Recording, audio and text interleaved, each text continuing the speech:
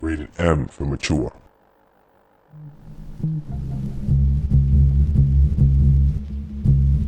So my content doesn't lend itself to being released on a consistent schedule per se, and I kind of don't care for it too, if I'm being entirely honest. I gotta get an idea, I gotta take notes on whatever it is, I gotta write the script, I gotta get the dialogue, I gotta revise it, I gotta get all the material, footage, pictures, videos, you know, whatever else. I gotta fucking go through the crevices in the bowels of my mind and micromanage them. I gotta eat constantly from the fat inside of my body in order to gain the energy for my brain to work and not eat actual food. It's just a lot, you know, it's a lot to handle. Ask Xavier why the Marvel anime video took so long to come out. Look, Xavier, it's been like 5 minutes and it's still not responding.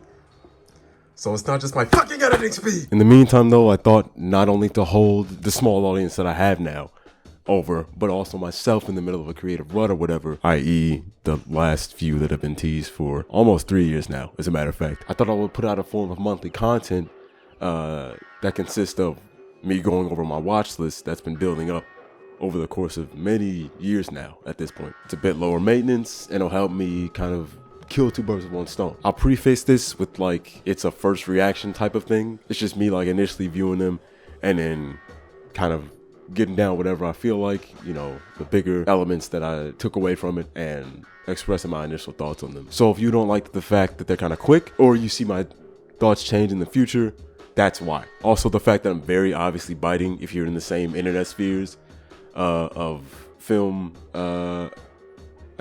discourse or talk or platforms on the internet. Runquist?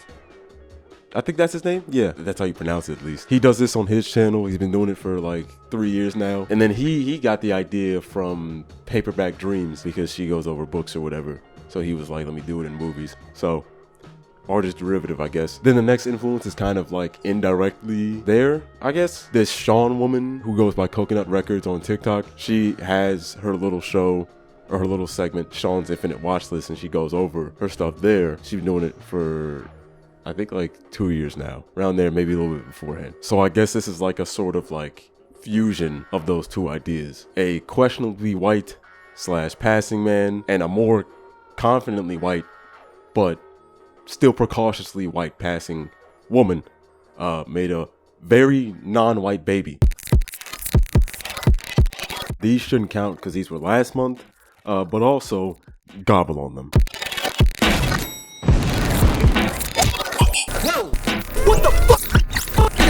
I don't know, these were not on my watch list, no. But rewatching them sparked the idea in the first place because it gave me the thought to have an outlet to talk about certain movies that I didn't want to spend whole videos on. I was tired of almost having Resurrection spoiled for me at every corner on YouTube or on Twitter, and I was meaning to go over the trilogy anyway, so I decided to actually sit down and do it. I love the original. One of my favorite movies of all time and one of the best ever, personally. That shit fucks and comes and pounds and shakes and triples and squirts and you know, fingers up and it takes you by the head and I've been in the scenario where I'm walking on my dad watching a movie we both like just for me to go, is this the first, second, or third? And he'll go, it's the second. And then I'll go, is this the beginning? And he'll go, it just started. Too many times for me not to be able to recite at least the first 30 minutes of Reloaded. Other than that, I had like scattered memories of it, only able to point out certain imagery in a handful of full scenes later in the film.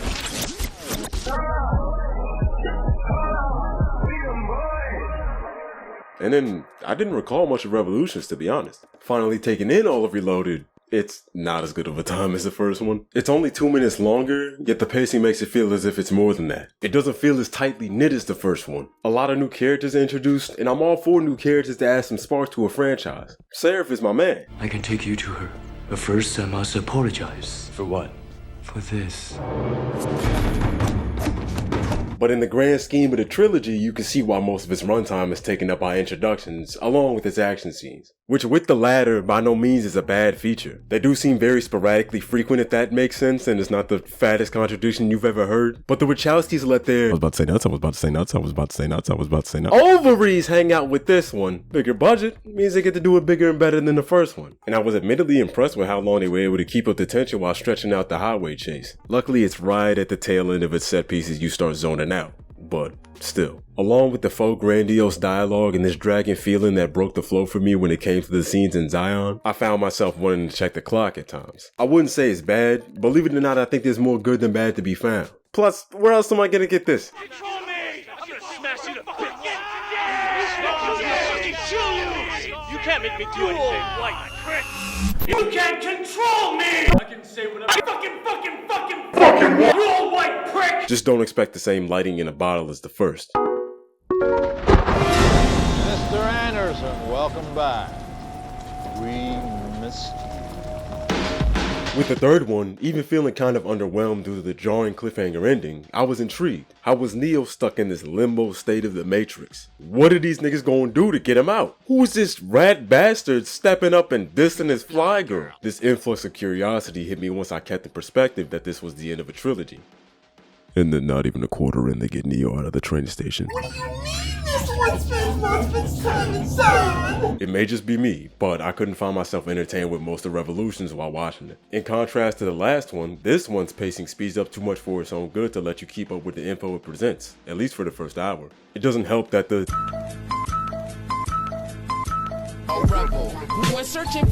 dialogue is at an all-time high here. And nigga, by Jove, this is the longest battle in a war that I have seen in my entire life, and I haven't seen Saving Private Ryan in full. Instead of checking the clock, nigga, I was gazing, ready to make that joint if the arms didn't tick, cause that's what it felt like. Like, dog, check this. You're already introduced to Z in Reloaded, right? Link's girlfriend, she's a sister to Dozer and Tank who kicked the bucket off screen. This one, she's preparing to fight in the battle because she doesn't want to sit around and waste her time just thinking about the worst case scenario with Link and would rather get proactive, right?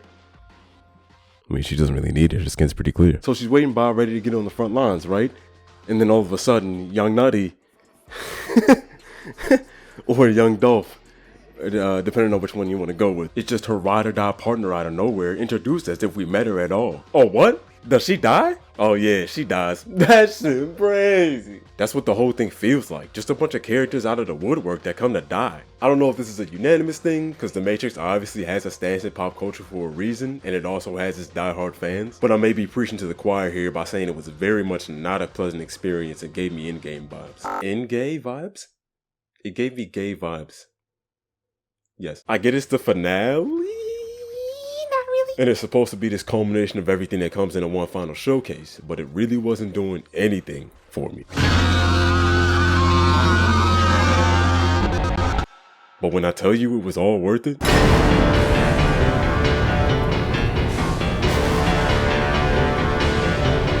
let me lead with this. Two of my favorite scenes from each of these latter movies come equipped with two of the best tracks from them, those of which I didn't closely associate with the movies themselves. Chateau from Reloaded and Navras from Revolutions. The first being in a Spider-Man tribute video from the years between 2009 and 2011 that I can only access through my PSP Go. I lied, I just didn't know about the past search feature in YouTube.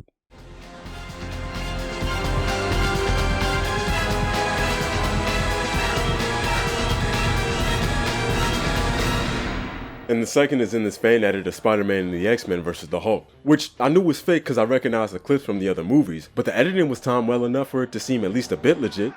You have no idea what is upon us now.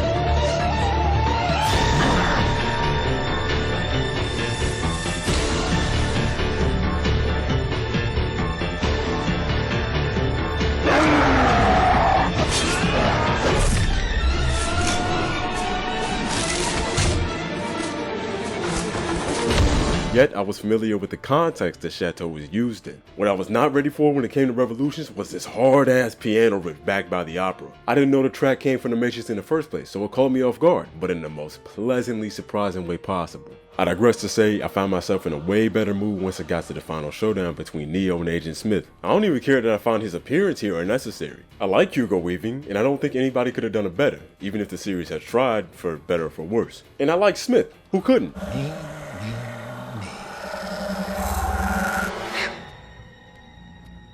Me too. But I still feel like his inclusion beyond the first is a little cheap. With how expansive you can make the lore with what's set up by these two, maybe even the Animatrix and the Matrix Online as well, you can definitely find another threat exclusive to the Matrix while Zion deals with the machines. Anyway, I was thoroughly entertained by this fight. I enjoyed its build-up. I've always enjoyed the series' experimentation with cinematography, so I liked a lot of the changes of perspective presented here. I liked its use of super dramatic lighting with heavy shadows and silhouettes. I really liked its showcase of power between the characters, emphasized by when everything around them has to make way.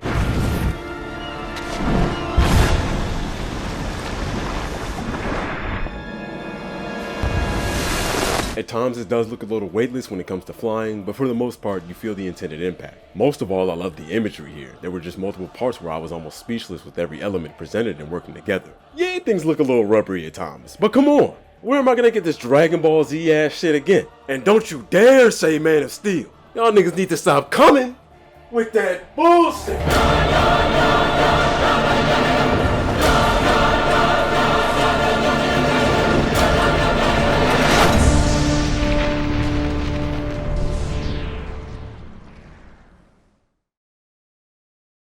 Man, I need to stop putting all my chips in when it comes to prematurely closing segments.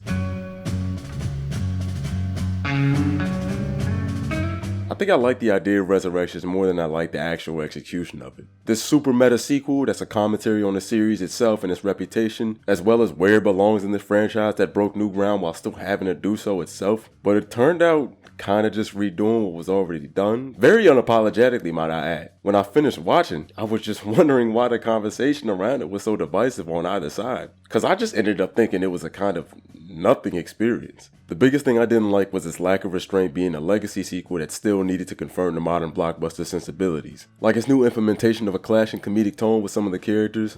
You'll carry on. As you will. I'm just gonna get myself out. Or the recreation of iconic lines and moments from the first installment.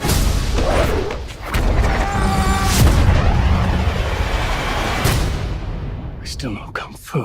The exposition is still heavy with this one, but surprisingly it didn't feel as much as the last two, and the action being a big step down from the previous three. This isn't a bad thing, but even with the original being revolutionary and a lot of it still holding up, there are still times you're taken out by the effects in that film. And like I said, even with the impact of certain fights lacking because of the weight in their subjects, the fidelity of the models themselves used in the last two films held up with some of the groundbreaking VFX contenders of that year. So here I am anticipating that the series will finally have the resources it needs to fully portray the ideas it had through modern technology, not just with the visuals but with the stunt work. But the action was so highly unimpressive to me. That alone is kinda sad to say when talking about this franchise. I never felt invested in the flow of the series of events happening in each set piece, and even if I did, I wouldn't get enough because of the shoddy camera work involved. That's such a drastic contrast to the originals. I didn't have an absolutely terrible experience, but I was kinda disappointed. Hoping I would like this one a lot knowing how divisive it was, and in spite of the hyperbolic nature of critique nowadays. At least I still got the Animatrix 2 experience for the first time, so hopefully I enjoy that.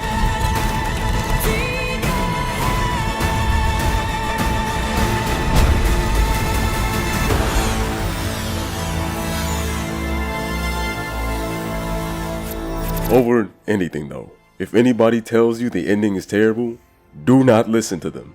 The fact that they used the golden shower cover is golden. Another chance. I think I heard a shot. Is Richard having an affair? An affair? No. Oh, shit! Whoa! Oh!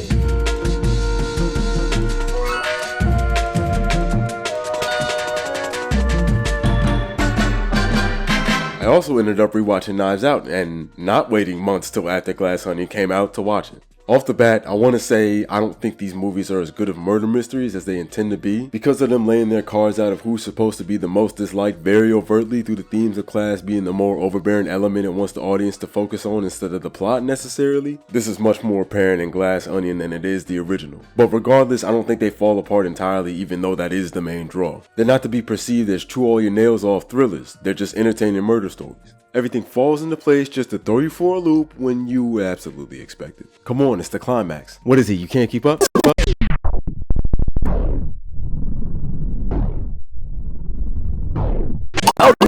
I also noticed, it's like a pattern, I really like it when characters suddenly throw up in media. It's not a fetish thing, hold on. You get that genuine upset feeling in your gut, and your anxiety skyrockets, even though you're in either a movie theater, the safety of your own home, or wherever you are watching movies, I don't know. Then suddenly, yesterday's lunch. First time it hit me wasn't dope. Okay.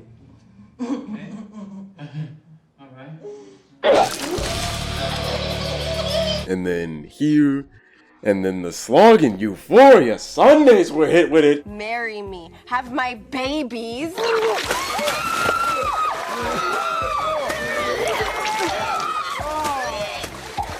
It helps get that nervous laughter out of your system.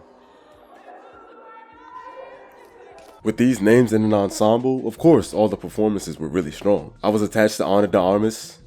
I've never learned how to fucking say her name. That's crazy. I've never heard her say it herself or heard it through an interview or whatever. How do you say her name? We just gonna go with it. And Jamie Lee Curtis specifically, who's great at playing ignorant, snobby characters, I realized. I just buried my 85-year-old father who committed suicide. Why are you here? She's got a whine-on thing going on here. With Marta, from the jump, you're able to sympathize with her and her pure-hearted nature the film emphasizes. I liked her scenes with Harlan, showcasing their cute little dynamic and how he was able to easily confide in her as a friend. Okay, let's do this 9 by 9. Right. You ready? I'll whip your ass. Are you sure? Yeah. How dare you? I know how this is gonna end. What is that? Why can't I beat you at this game? Because I'm not playing to beat you. I'm playing to build a beautiful pattern. That's elder abuse. I'm going to call the AARP. And surprisingly, I like Michael Shannon as he comes off as kind of awkward sometimes, which I only noticed in his performance this time around. I kind of wish Lakeith Stanfield would have been more involved. I like him a lot. Hell, if Blanc didn't steal the show, I could have seen him taking up the detective drowning Mystique. But he was still a good addition. And yeah, though I think adding a detective character who was this very uber serious player in this relatively lighthearted movie would have added a bit more comedic value, that doesn't take away from the fact that I can see why he was the focus of a spinoff. I forgot how much of the score I enjoyed in this one, with it taking up a very sound, something I feel enhanced the setting. A weird thing that's not a criticism, but I felt like it being a bottle film would have added to the classic whodunit aesthetic of the film, with Harlan being a mystery author and it taking place in this old-fashioned estate. But that would take away from other important aspects, like a connection with Martha featuring her family being alongside her during this investigation, and specific pieces of the puzzle of the plot coming into play. I can't really think of anything I have a problem with outside of a little artist arrogance. I still enjoyed it even after not watching it since my first time.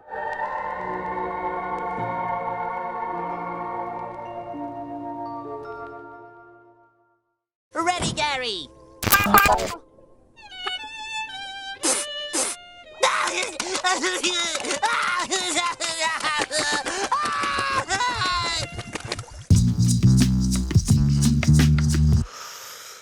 I don't know if Film Twitter had their little discourse on whether or not this should have had a sequel in the first place, or complained about everything having to be turned into a franchise even though this was intended to be separate from the IP, but here we are with Glass Onion, which Ryan did a bad job of advertising himself cause nigga, I got busy. I don't think I liked it as much as the first, which is surprising because this one's supposed to be the more fun one out of the two. Yeah, I said the first was relatively lighthearted, but it took itself moderately seriously. The death of a highly respected family member was the basis. By way of suicide, at least initially, there was still this morbid feeling surrounding it. But this one allows itself to be looser in presentation with its tone and more of a focus on humor. Blanc's return is a good example of such. Though his introduction presented him as covered in mystique at first, he was still a good old Southern belle at heart throughout the rest. Sometimes I stand in the middle of the floor. Nothing to do with his orientation, I just like that phrase. It wasn't a story with focus on him though, so he's all business. But this one you get to sit with him in the tub. A key trait of his I liked was his general curiosity, naivety, and uncomfortability with environments he's not used to when it comes to establishing the Glass Onion and all this high-class bullshit. So classy. Him poking his nose into almost everything and questioning the utility and practicality of it. Oh, my goodness me, this is like, that is, what is that? Oh my God, it's full of stars. Is that a motor car? Oh yeah, that's my baby blue. It's one of a kind. Goes anywhere I go. Why is it on the roof? Because there's nowhere to drive it on the island. Oh, yes, of course. Not to prove superiority, but because he genuinely wants to know why someone would need the 100% really for real, no seriously, circlet Mona Lisa encased in their living room. That and his continuous crusade to keep good-hearted people ahead of the race with his and Helen's relationship. God fucking shit, I fucking meant Andy. Fuck, I wasn't supposed to fucking say that. God fucking damn it, motherfucker, fucking son of a bitch! Well, I like more than I expected when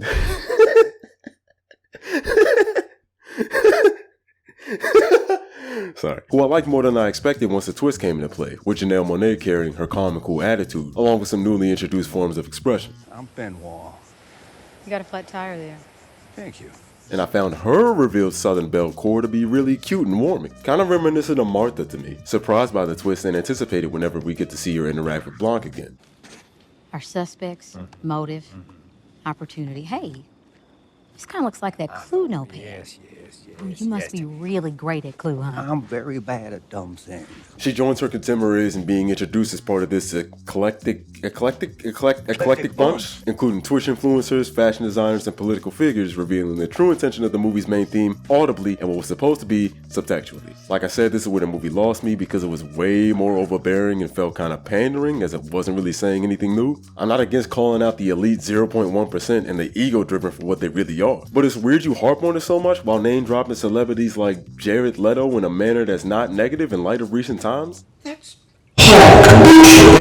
Jared Leto's. And try to redeem the characters you use as a form of criticism? Yeah, if that's the case, I gotta wonder if that would be pandering in itself. See you in Aries, you lizard-skinned bitch. I wonder what the liquid coating in the inner layer of your meat suit feels like. Probably shouldn't call him that, because that's another name for someone this thing's apparently criticizing. I wouldn't fucking know. Things like that, and even whole characters or jokes that seem targeted towards social media focus groups, which I'm not entirely a fan of. I still found myself entertained with some of it though. Forget the hydrofuels and the sweatshops and the consensual cuckolding for cable news assignments. Sorry, what? Hi Colleen, see you never, because they're probably only bringing back the main defenders and recasting the Daughters of the Dragon. So I'll see you and Misty when y'all get headcanon plastic surgery and she's played by an even lighter skinned woman. Feels like it ended up being the thing it wanted to commentate on, but not to the point that it discourages you too much though. I'd still recommend it.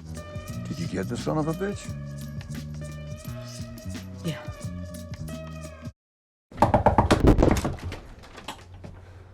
Do you really want to see my boobs? Can I touch them? See you tomorrow.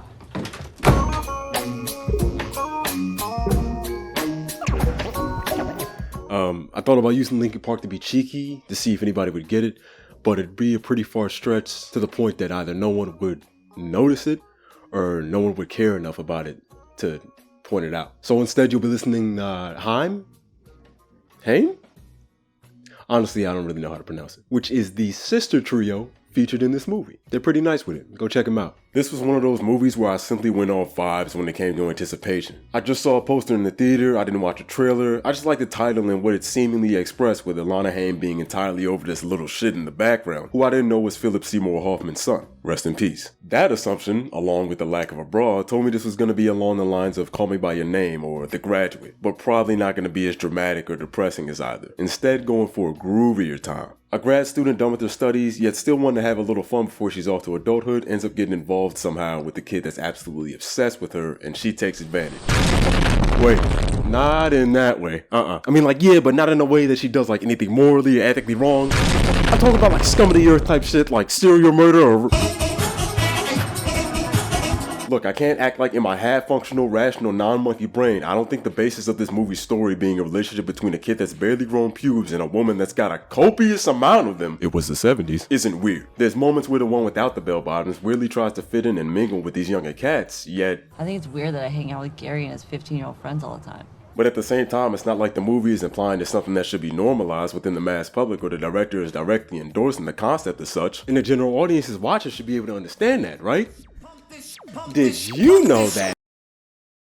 32.9% of college undergraduates do not complete their degree program, and that first-time undergraduate freshmen have a 12-month dropout rate of 24.1%.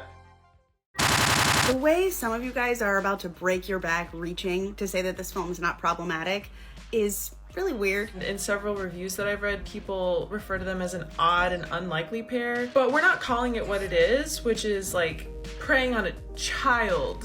You just openly admitted to thinking there's nothing wrong when a movie displays pedophilia in a positive light. She shows him her tits. I'm sorry, but that is literal SA. If a 28-year-old man showed his private parts to a 15-year-old girl, baby, that's jail time. That's jail time. So why are we romanticizing it? Because it's a woman to a man. It's literally criminal. The whole movie is criminal. You called it an incredible film. You're really telling on yourself. Because I went in blind, I did not know this movie's premise caused any type of controversy, which admittedly is kind of dumb on my part, and I had to catch myself, because the only thing I could think listening to this stuff was, are you fucking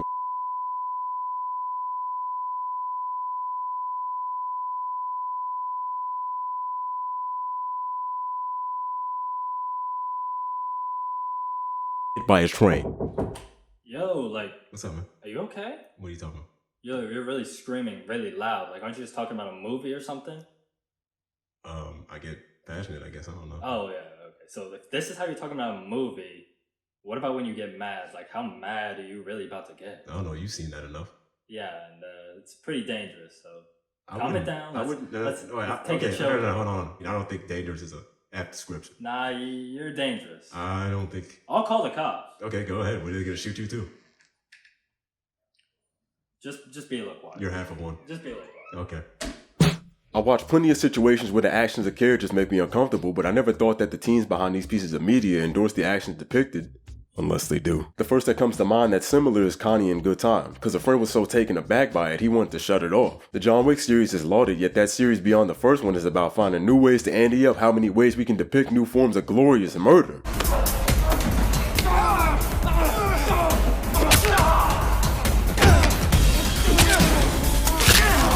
Yes, they're very different examples, and if you ask me.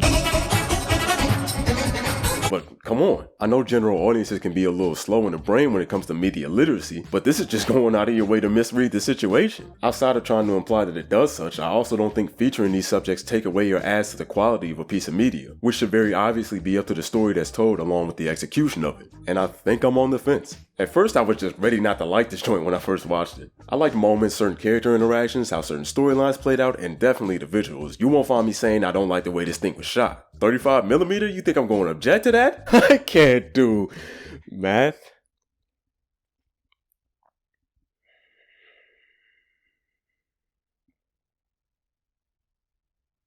But I wasn't sold on how I felt the experience as a whole didn't amount to anything. At first I thought I was feeling there was this lack of closure, but no. I just thought the whole thing was very disconnected and didn't have a story to tell. Just a collection of small ones wrapped up into a runtime long enough to entertain you. That's not a storytelling method I'm against at all. There's probably some I've seen and enjoyed enough, just can't name off the dome right now. But it threw me off because there were scenes that blatantly just presented and wrapped up with nothing coming out of them later on that didn't feel as if they furthered the narrative or developed the relationships of the characters. Times where you can go, do they need to elaborate on this? Not necessarily, but also you can go, did this need to be here? Something that's admittedly up to the artist, yeah, but can still be subjective based on the viewer. Which in our case, there are times when we answered, no.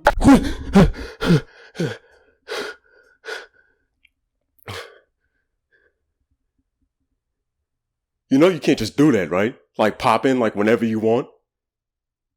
Hello? What, you just not gonna respond to me now?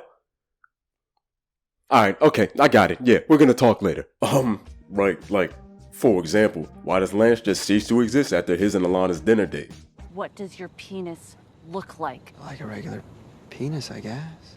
Is it circumcised? Yeah. Then you're a fucking Jew! Huh. I guess I need to ask about my dad's side of the family. What was the purpose of Gary getting arrested and held? This is a what, not a why. Was Frisbee telling Alana about her giving Gary a handjob supposed to be a sign among what I think are many for Alana not to pursue this relationship? She ain't picking nothing up with that acting gig, and no conflict showed her from them trying to get into the same field? Why'd they just dip on Anderson Cooper's waterbed installation? I paid 4 easy payments of $14.99 for this thing! Also, everything was just alright with Gary smashing his car in terms of aftermath. Why was just standing outside the campaign office, and what is his utility? Brian, do you see that guy over there?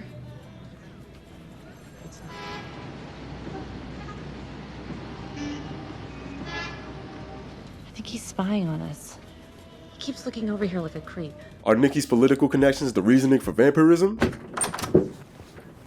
Excuse me, you Peter? Yes, I am. We're in the middle of hello. Nick, what are you doing? And what was the deal with him making Alana carry the weight of him and his boyfriend? Numerous times throughout where I was just wondering what any of this added up to or where the progression was coming from besides the romance. The only time I got that was during some parts solely focusing on Alana, to the point where I kinda wish the story started and was based mostly around her. You could argue that it switches perspective midway through and focuses on her most of the time through the second half, but I think overall Gary's seen as the POV character. So I was like, nah, I want to see some more of what Alana's got going on and what's with her family. Mostly because I liked her and her sister's dynamic. Alana doesn't have her life together. Alana brings home stupid boyfriends all the time. I mean, I knew it. I knew that was what you were thinking. You're always thinking things, you thinker. You thinker. You think things. She featured plenty, but I felt wanted more with those parts. But after some thought, I think I get what it's going for and can respect it more than anything. It's meant to portray that coasting route, not exactly knowing where to go and having a plan. Though the age gap is weird, it kind of gives a form of perspective of going through adolescence, exploring what it looks like through two generations, I think. They're not too far apart. Oh shit, okay, I didn't mean that. I sound guilty now. I didn't mean that in that way. It's in the form of these vignettes because it's showcasing that every day and every part of your life that you go through can be drastically different from one to the next. And I always like that concept, portraying life a little more realistically regarding it not having any specific form of structure, especially when following younger characters. This one's just looser with it. And I'm smarter with it. I came in expecting something more stylistic and focused on fast and witty writing, with the spices of the time period playing a big role in shaping that, and I think that's what inspired my initial disappointment. Would I still have probably preferred that? Maybe, I don't know. I just have a liking to more stylistic and visionary filmmaking. Not to imply that Paul Thomas Anderson doesn't have that, it's just, I don't know. I'll get into more of what I like as the series goes on, maybe, or when I start making short films myself. But just because it didn't exceed that doesn't mean it's bad. If you haven't seen it, I'd recommend it for like a watch or two. Might have just been me. I don't really feel like I have any desire after this video to do so. I love you, Gary. She really thought she did something with that. That did not need to be in here at all. That's the only part that I actually don't like. Fuck off.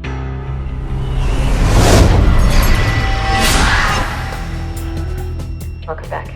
I was unable to find the bomber. We have information that downtown Chicago is the next target. If you find the bomber, his second attack can be prevented. As always, you will have 8 minutes.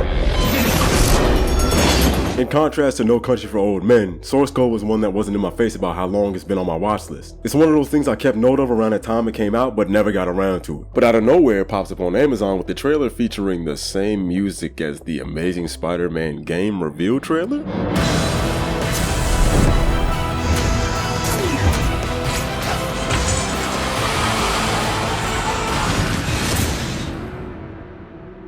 Would you believe that's the only reason that made the list? Now the same thing just needs to happen for No Country. I thought this thing was full sci-fi, but upon watching I was a little confused with the setting. It puts our main character, Coulter Stevens, in this polyhedron looking pod thing, which Jake Gyllenhaal gives a great performance per usual. Portraying this claustrophobic feeling, having everything framed in close-ups with handheld, but as the story unveils and Stevens starts to get an understanding of his situation, it starts to expand. But from the trailer I thought this was a time travel thing set in, well, what would be the modern year now, with whatever they're using being not exactly new for that time, but developing technology being tested. But no, it just looks like it's the modern day and it's testing technology in that time frame. Plus one of the characters explicitly explains it's not time travel, so I just went with that and ran with it as the movie went along.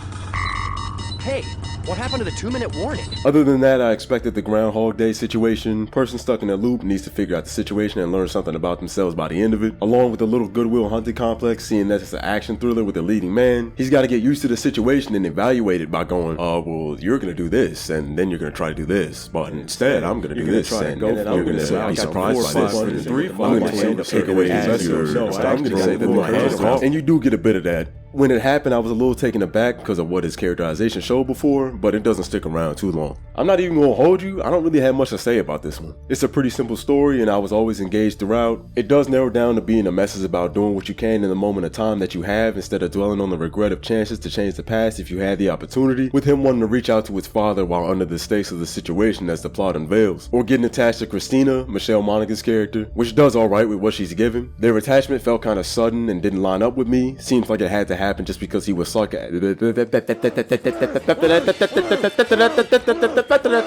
like it had to happen just because he was psychoactively cucking the dude he was puppeting and he took advantage. Could have totally been platonic and respectful given the circumstances, but it's kind of folded into him wanting to save the rest of the passengers on the train as well, since it's an ongoing thing and not just limited to the time frame he's stuck in. Rip Sean though, shit sucks, bud. Yeah, that's pretty much it. Check it out if you haven't yet.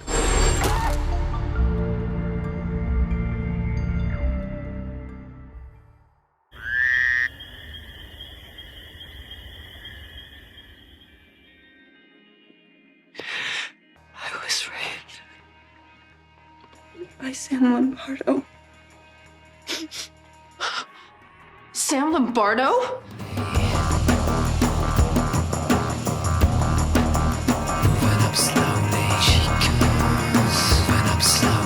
The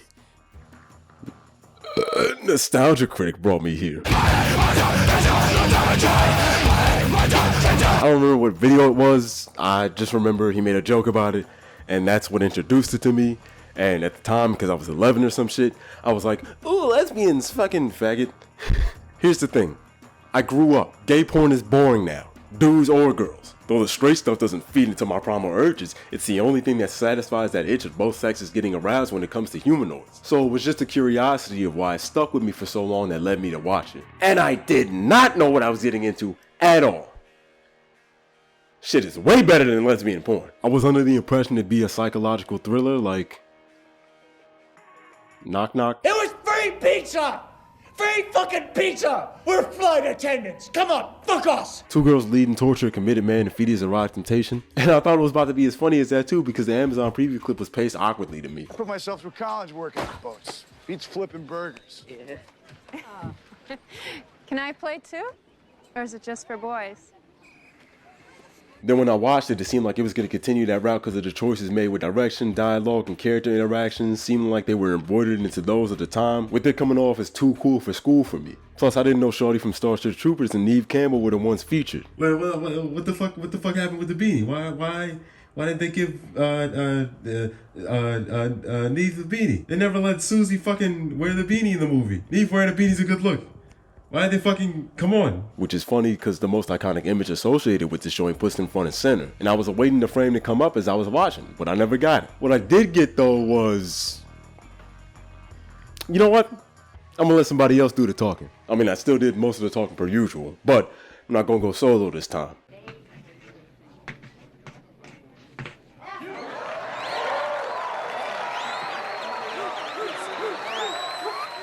Hi, Sydney. Hello, Sydney. Oh. Hi, Kevin. Hi, Kevin. I'm your biggest fan. This prick can kiss my ass. Yo, Scream this? She has a long line of crime. Is this whole movie gonna have too cool for school attitude? Yeah. So he's gonna have sex with the student, right? I'm assuming they don't want that to happen. He's gonna have sex with her, right? Presumably. What about you, Jimbo? You need a lift? Yeah, but I got my bike. Hey, no problem. I'll put it in the back of the pickup. There you go. Good shit. I will not be alone with her.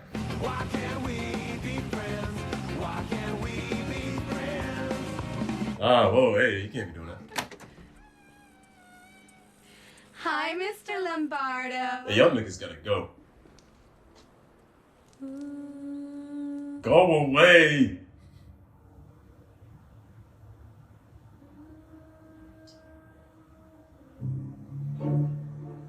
Brick.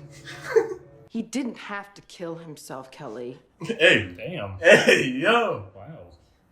All right, I don't know how you feel about that. Mom, what's up? Dad. I was raped Oh. by Sam Lombardo. Oops. Sam Lombardo? Either it did happen, or she is lying. I'm assuming because of conflicting stories, it is the latter. Stop it. Stop. Oh, with no evidence presented. But also, from either side, it cut away, so anything could have happened. So it's a very 50-50 chance that either story is true. It's 50-50. It's fair to say that I can't make an assumption without being presented the evidence. Seems like you've picked a side. I gotta see what's going on here as the story progresses. I'm not on nobody's side, okay?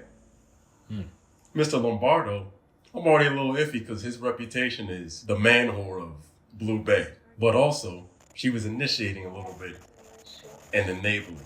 I'm not gonna take a stance until I see what plays out, okay? Get that fucking smirk off your face, all right? I'm just watching the movie. They were in me. Both places, you know. Whoa, back door in front. Mr. Bowden, Your 1030's here. Can you show him in, please? Oh, there he is. Lady has deep pockets. Believe me, I know how deep her pockets are. I thought I might be. You know how deep her pussy is, too. Ah! Ah! Ah! Oh! Got him. Side note, I'm not taking sides again. I do feel that her story may be a little more concrete than the other. Because he sees her as more vulnerable in a way. What was that? Because she doesn't have the same upbringing as the other girl, Kelly. He also dropped the same quote. What? He said, "No little bitch could ever make me come," which is what he said to the other girl. That's really a bad news. Good. Did he say that? That's what she said. That he said.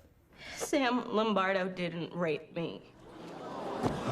Didn't rape Kelly either. I just wanted to hurt Mr. Lombardo. I mean, he was my friend at first. And then I got busted and he didn't even stick up for me. I had to go away to that hellhole. Kelly's pissed at Mr. Lombardo, too. I mean, he's been her whole fantasy since her old man died, and then she found out that Mr. Lombardo was doing her mom, and that was it. What? Kelly? What? You skanky bitch! Oh, my golly gee, what's gonna happen now? What the? Wow, it worked! We screwed the bitch! What? Oh, I was wrong. The shit out of me. What's wrong is you're coming here. That's what's wrong. So how much is 8.5? What the fuck? Stop that. Stop it right now. Don't leave Sid out. She feels unwanted. I mean, no. Don't do this. Stop. It's not what I expected. Yeah, I mean, what the fuck? I thought it was about to be like I'm going to torture you now mentally until you like succumb to insanity because of being teased or whatever. But never this. What'd you say, Tony? Run that back. Not this time. No, sir. I don't feel like seeing Sid naked. Please don't show that. They didn't hear enough of that. They didn't show her? No. Good. I see her as Sydney too much. I see her as innocent lady just trying to get by. Please, God, get a life. Facts. Realest thing you spent this whole shit. Oh, you better watch it with that shit. You get busted again, you go back in a two-time loser. Yeah, or wind up dead. Coughing off the itty-bitty watch like a bitch. Sorry, champ. Between whatever she's been smoking out there and this fucking cop you catch, she's gonna blow it. Oh my god, she's just like me. Paranoid off the booth. Don't. Oh. Oh! You stupid cop! Officer. Detective. Sorry. Whatever. Attempted murder. You are scared, aren't you? Movie, don't go where I think you're going. You son of a bitch! No! Well, what did I expect? Keep recording, officer. Zoom in, officer. Oh, he's fucking doing it too. Uh-oh, Michael. No. Okay, good. Starship Trooper Shawty can have all the nudity she wants. Okay. Don't let me see your nipple on Eve. Give this idiot something to do. Let him look into the Kennedy assassination. I understand. Next time, this fucking piece Good of one. shit drags me down here. I'm gonna Why are you bullying him? You're goddamn Just right. like I didn't sue you last Kennedy time. got a Now bully I'm free to go. in his head? Thank you. Oh man, now your hair's sandy. Susie.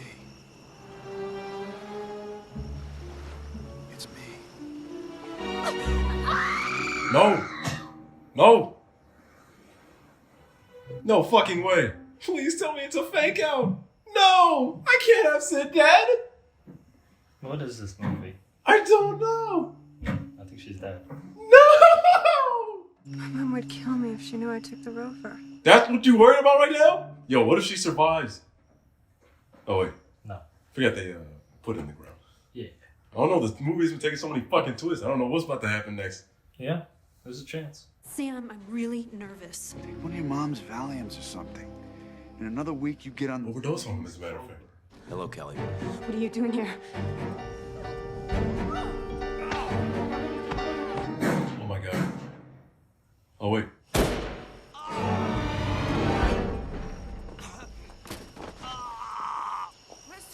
Kelly?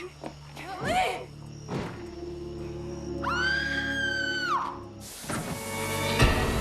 Howdy, partner. Yo. Wait. Run that back. Wait a minute. The bitch shot me. No fucking way. Negro, what? Are they fucking too? Yo, is this about to be the bisexual icon movie of the 90s? Nah, there's and no I way. just never knew? There's no way. Okay, Ray. Do you see this line right here? I want you to follow it down, see if you can see what it's snagged on. You're killing me. Get it? It's gonna hit him in the head. It's gonna unhook and fucking take his head off. Final Destination style. He said, hey! Is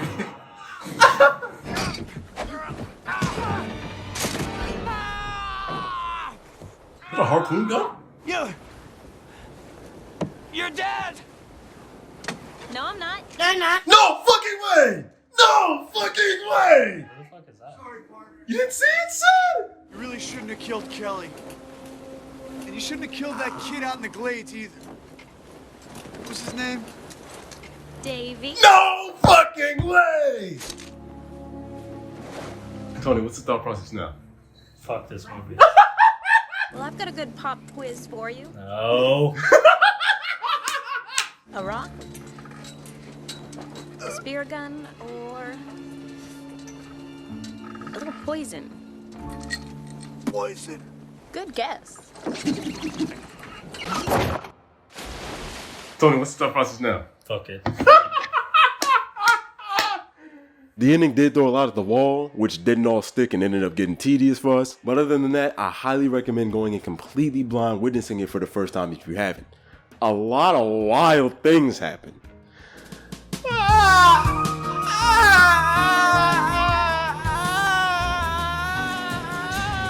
Check ignition and may God's love be with you.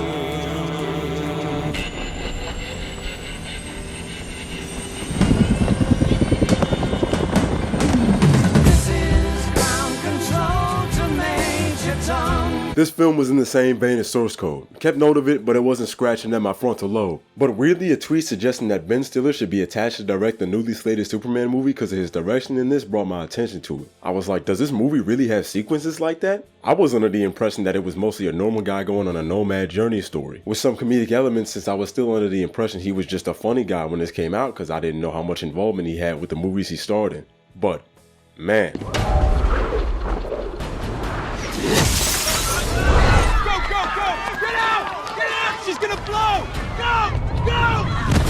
I was wrong. I didn't think this open meant the entire movie would be like this. Obviously, this is revealed to be a dream sequence. That's everything I want in a man. My man. Hey, my man, you still there? Among many, and it's surprisingly mostly grounded in reality.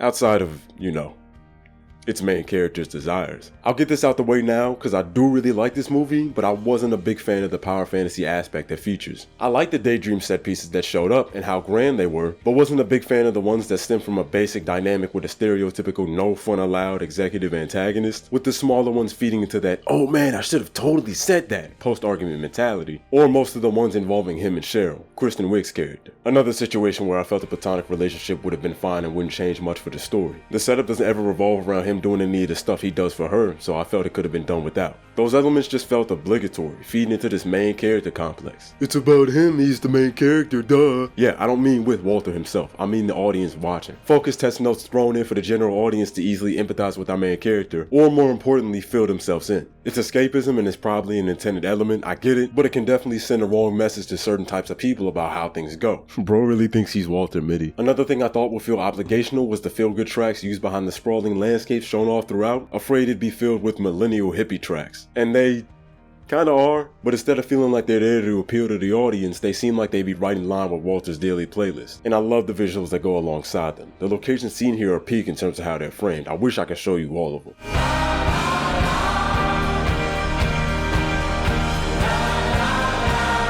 Every day we were going with a second unit, and Eric Wilson, who's this great cinematographer, he and Phil Nielsen, who's our second unit director, They'd be going out every day shooting stuff either on their own or with a double for me, or I would go and join them for a shot. All the performances were very well done, aside from Adam Hicks' Ted. I haven't seen him in much, but he was kind of hamming it up here and didn't feel like he had much to work with outside of his archetype. But other than him, I liked all the characters introduced, even the small side ones we meet in his travels with their quirks and specific roles, some even without dialogue. Whenever he interacts with his family felt really natural, especially with his mom. She reminds me of my own, keeping up on things I don't even know that I do. Oh, maybe you were. Well, Jessica, what is it you call it when he goes into one of his little places? Oh, zoned out. You do that now and then. I liked his relationship with his job, seeming like he holds the company in high regard and doesn't look at it as monotonous, which would be the usual thing in these stories, which was honestly surprising to me that it took place in the offices of life, but I found the adoption of anachronism pretty neat. I would say that the thing that started our approach was wanting a timelessness to the movie. You know, there's definitely some period gestures in the movie, and there's some contemporary gestures in the movie. That was a part of trying to give the movie sort of its own reality. And we looked at a lot of references of the period Life magazine offices, which no longer exist. This is like the glass that they use, really beautiful. Like, you know that one reference we have somebody sitting behind? That research of offices in the 50s and 60s, those images were really, for us, like sort of a touchstone. When you see those beautiful and linear photographs of people working, you know, with their sleeves rolled up and like horn-rimmed glasses and skinny ties. And I wanted to have that feeling for the world that Walter works in, because it is sort of going away. His relationship with his coworker Hernando seems like it's one where they can easily go out through work while busting each other's balls the whole time. Speaking of the life offices, I love the palettes used in this movie. It was something that immediately stood out to me once Walter steps in. It starts out with a lot of deep blacks and highlights backed by cool tones. I didn't catch this when I watched it, but a friend put me on. The palettes change as the movie goes on, implementing more extreme saturation, contrast, and sharpness, which would usually be a formula for disaster when creating an image, but does nothing but add to the experience of the scenes overseas. Not a new use of visual storytelling, I know, but the looks it adopts adds to its feel-good nature. I also like how it frames a lot of its close-ups and mediums when it comes to certain information or subjects. It holds on to things long enough for you to read and retain the information important to the story. That may seem like the bare minimum, but I've always had a pet peeve of movies cutting in something to read really quickly without giving the time to do so, usually because it's repeated later. But it sits on things long enough for you to recall the reincorporation used. When it comes to shooting people, I'm a sharp one. Since an element in the story is based in photography, its mediums are reminiscent of photographers' work in portraits, highlighting and letting you take in their features. I assume the images are such an important part, not just because it's a visual medium, but because the story revolves around a hunt for a notable photographer, Sean Penn, who I didn't expect to show up twice in this list along with many other actors. And the scene where we finally meet him in person really stood out to me among the entire thing. Not too long ago, not this month at the time of recording, but back when this list takes place, me and my friends got together in our hometown because two of them were going to study abroad. Academics or Interpol? I don't know, but either way, more power to them. We wanted to spend time with them and send them off as they travel. We spent the day together, and as the night rolled in, one of them just mentioned wanting to go on a hike, like it just was a passing thought. And just because of a mention of it, we decided to go the next day. It was convenient to someone already planning to do so, and I really like spontaneous trips. Like, those are the most times where I had the most fun with the people I'm with at the time. I get a rush from that lack of expectation and anticipation. But the dilemma in my head was, I'm like 20 minutes from where they are.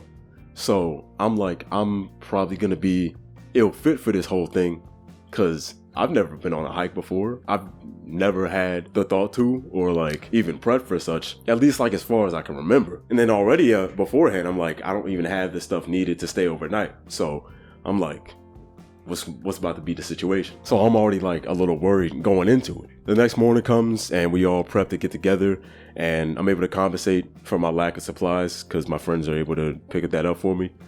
So I thank them for that. I don't know if I said it then, but now I do. I sleep on the way. I'm groggy and irritable once we arrive. I pull out my last dart before we had to manage air. At least I thought I had to. I don't know. I wasn't doing what Walter was doing here. And then we're off. But then as we went along, I don't know. I kind of got used to it fast. I felt more confident in it going along the path and just kind of realizing it was just an extended walk, which I walk a lot of places anyway. So it was just like, oh, okay, that's all this really is. You still got to be prepared, but like, it's just a big walk. And as that set in, I just realized I'm with my friends. We're seeing a whole bunch of cool sights and just doing a little activity that we don't all get to do together. As we approach our trail of choice, we get to see the scope of the whole place. even more of it, or like the scale, and all the animals. There's like a farm nearby. We get to see all the animals, and we get like higher up, like on the incline or whatever, I think. Yeah. And, you know, we get to like the peak, and we see this. You notice something? It's not all that impressive in the camera. Sorry we didn't have like a telephoto lens with like a $3,000 rig or some bullshit, I don't fucking know. Throughout the walk, I kept paying attention to the trail and the terrain to like make sure I didn't injure my feet more so than they already are. And whenever I would look up, I would get like this Hitchcockian dolly zoom like effect like in my eyes, which I don't know if they had planted in the lab or not, but I don't remember them doing that. They could have, but I don't remember. Having that happen enhanced that moment for us, or well, for me. But it was a good moment for all of us because we all just kind of sat there and took it all in. To quote Sean, if I like a moment, I mean me, personally, I don't like to have the distraction of the camera. I just want to stay in it. I tell this story because once Sean lets the snow leopard go and decides to join the natives, the scenery reminded me of such. It reminded me to just be in the moment of things. I've been coasting for a bit now, settled into my own place, and have just been doing what comes. Not really stressing about much but renting this video as of recent, honestly. I used to get so caught up in what could potentially go wrong with the situation if it didn't play out directly as it did in my head. I used to get so caught up in the future and what it holds. I still do, but it doesn't worry me as much anymore because I realize I just have to go through with the experiences that come my way. And whether it turns out positively or negatively is up to time. It's not something I'm severely anxious about anymore. At that moment, being presented with a situation I was unprepared for, I got way too uncomfortable for no real reason, almost ready to miss out because I wasn't perfectly equipped for such. But once I just faced it, just did it, and let it happen, I realized everything was gonna be fine. Everything was fine. It was great. I felt fulfilled and satisfied and loved the experience by the end of it, feeling triumphant, and doing it with the people I loved. And I wouldn't have it any other way.